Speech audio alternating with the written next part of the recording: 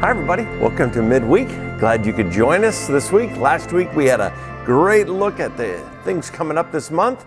And by the way, Fusion Retreat was incredible. And this week we have the Thrive Retreat and the Bridge Retreat. So let's be in prayer for them because our high schoolers are going away and our 4th and 5th grader are going to be heading out for the Bridge. A lot of retreat stuff going on, a lot of things happening. It was interesting. We launched last week our campaign called Impact. Kind of thought, well, here we go. We're ready to go. And sure enough, as soon as we did, our president talks about Armageddon and then says we're in a recession. And then I find out that a couple days ago, the United States government put like a couple of $1 billion in some Swiss account. I'm not really sure I understand all of that, but I know it's not good. And I thought, wow, this is like the perfect storm.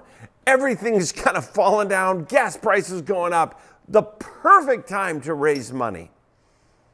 Well, it's a horrible time to raise money if we're depending upon us. Then I looked back at the front page of our little Impact booklet that we put out this weekend, and we're living by faith. We're increasing our faith. We're stretching our faith. I went back to that passage. You know it well. Hebrews 11, verse 1. What does it mean to live by faith? Is to believe in things yet seen, to hold on to things that we don't have in our hand. And I realized a couple of things. I said, it's not faith if I already have it. If I'm sitting on it and it's secure, that's not faith. It might be sacrifice, but it's not faith. It's not faith if I don't have to trust God for it. If I can do it in my own strength, it's not faith. It's me. If I'm sacrificing, my wife and I, we're sacrificing, we're giving things, and I'm not trusting God for it, that's not faith. It's not faith if it doesn't stretch me. You go back and look at Hebrews 11. Oh man, they got stretched beyond imagination. Abraham got stretched. Moses got stretched. Hagar got stretched. I mean, they had to hold on to things when they did not have the assurance. In other words, they didn't have money in the bank. In other words, things were tight. It's not faith if I can do it in my own strength. So no matter how bad things get out there and how bad the news is, I thought, you know what, God, this is perfect. This is right where you want us. Nothing has changed since we launched Impact. This is a journey of faith. And I am thrilled that God has called us into this. And so there's another passage that God gave me a couple of weeks ago. I'm reading through the Bible in different locations, and right now I'm kind of making my way through the Gospel of Luke, and I was in chapter 11. You've heard this one before. So I say to you, ask and it will be given to you. I think most of us are candidly afraid of this passage. We're afraid of its abuse. I don't mind that. I'm with you. I'm afraid of people, claiming things that are crazy. But it goes on, it says, seek and you will find. Knock and the door is going to be open to you. For everyone who asks, receives. And then it goes down later, it says, which of you fathers, if your son asks for a fish, will give him a snake? And Luke is writing and he's asking you to consider, what kind of father do you think you have in heaven? When you ask him, what kind of father do you think you have? And I want to leave you with that question today, just to ponder. What kind of father do you think you have? We're going to challenge all of us to live by faith. We're going to challenge all of us to be stretched. But there's another question. What kind of father do I think I have? Do I have a father who wants to leave me hanging? Do I have a father who wants to grow my faith? Do I have a father who wants to reward my faith? Hebrews 11:6 says he is a rewarder of those who trust him. This passage challenges me and it encourages me Because he's saying, what kind of father do you think you have? If you who are evil will give good gifts to your kids, imagine your Father in heaven. So once again, I just want to remind us as we go through this whole journey of impact, it's going to stretch us.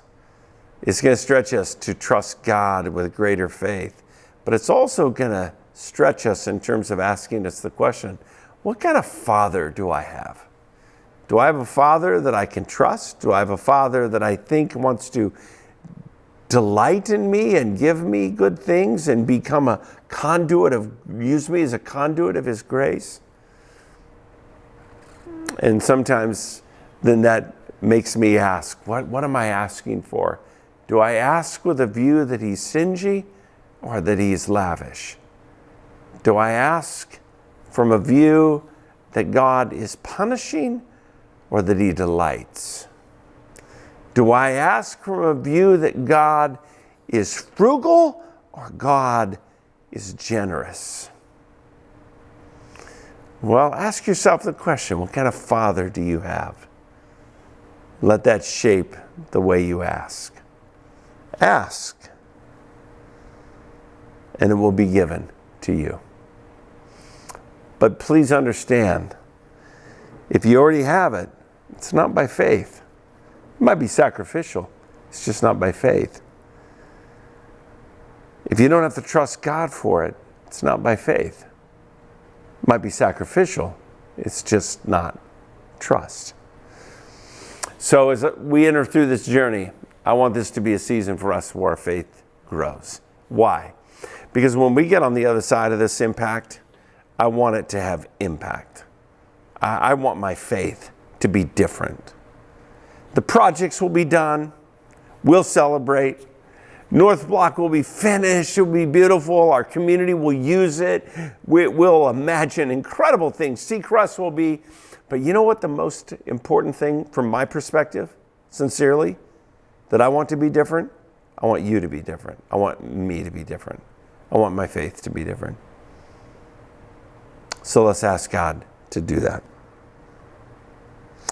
Let's continue in prayer.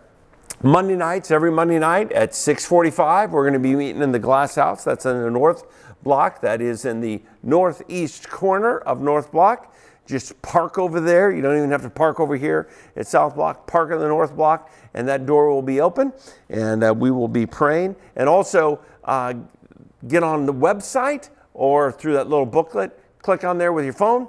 Share with us your impact stories. Get on the website and share with us your impact stories. It's a story. I remember one gentleman who made a commitment to a previous kind of campaign in a church. And as soon as he made the commitment, he lost his job. Oh, what do you do? Man, the natural tendency is like, oh, pull back. Wow. Maybe one time, I'll tell you the rest of the story of how that one turned out. It's incredible. We want to have more impact stories. So that's ahead for us. This weekend, we're going to have more beautiful, messy lives. We're going to talk about that age-old issue. Do I care enough to confront? And how do I do it in a way that is compassionate when I see a brother or a sister that is caught in something? Boy, in our age of grace, sometimes we just sweep it under the carpet, turn the other way, or just become indifferent.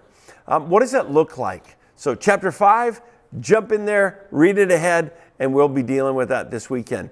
Hey, you might have gotten the news locally this morning that I got. Our local school board had one of its members. It happened to be a voice that I think Danielle is a great voice, actually. And she resigned. I'm not an insider. I don't have the information. You'll probably hear it before I do. That's not my interest. My interest is she was a voice that represented more values that I think we align with, biblical values, values that kind of focus on the family and the things that matter to me. And she resigned.